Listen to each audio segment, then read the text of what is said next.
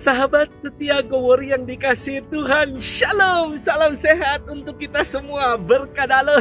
Hari ini adalah Selasa 3 Agustus 2021. Kita akan bersama-sama merenungkan firman Tuhan yang diambil dari Injil Matius 14 ayat 22 sampai dengan 36. Mari kita siapkan hati kita.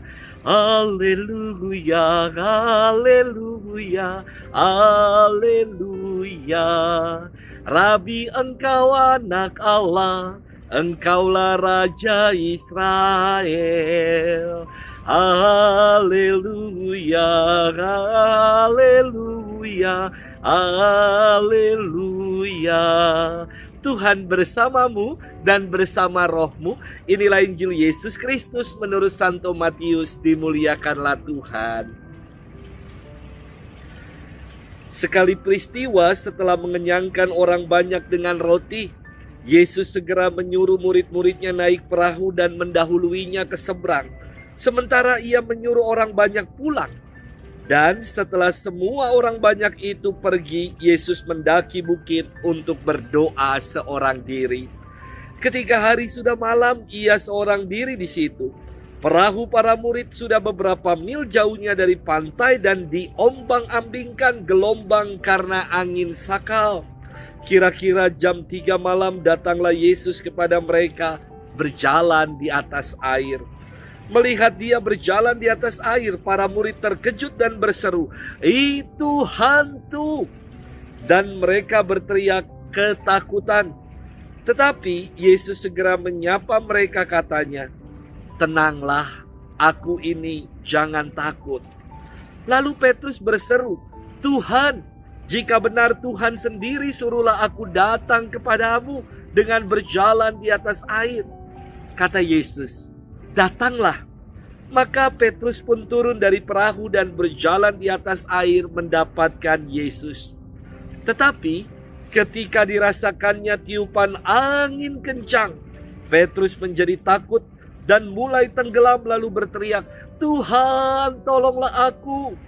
Segera Yesus mengulurkan tangannya memegang dia dan berkata, "Hai orang yang kurang percaya, mengapa engkau bimbang?"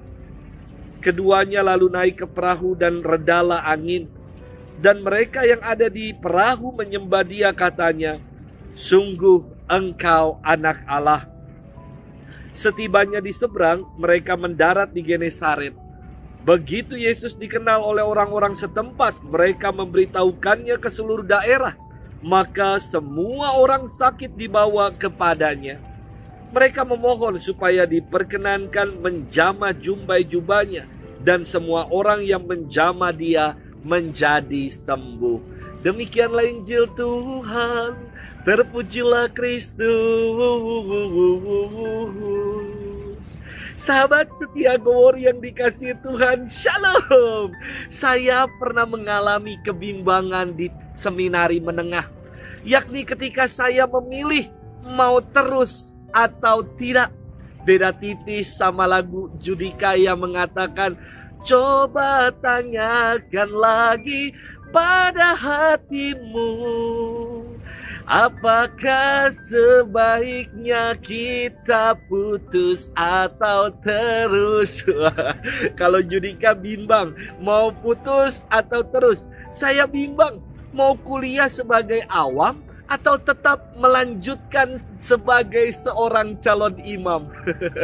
Dari 20 teman saya di seminari menengah, hanya saya yang terus lanjut hingga kini menjadi imam. Kebimbangan ini saya bawa dalam doa dan menjadi peneguhan untuk diri saya.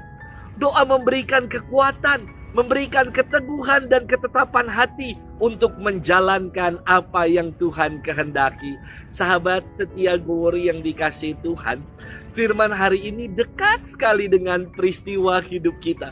Terkadang kita menjadi pribadi-pribadi yang bimbang dan takut seperti para murid dan juga Petrus.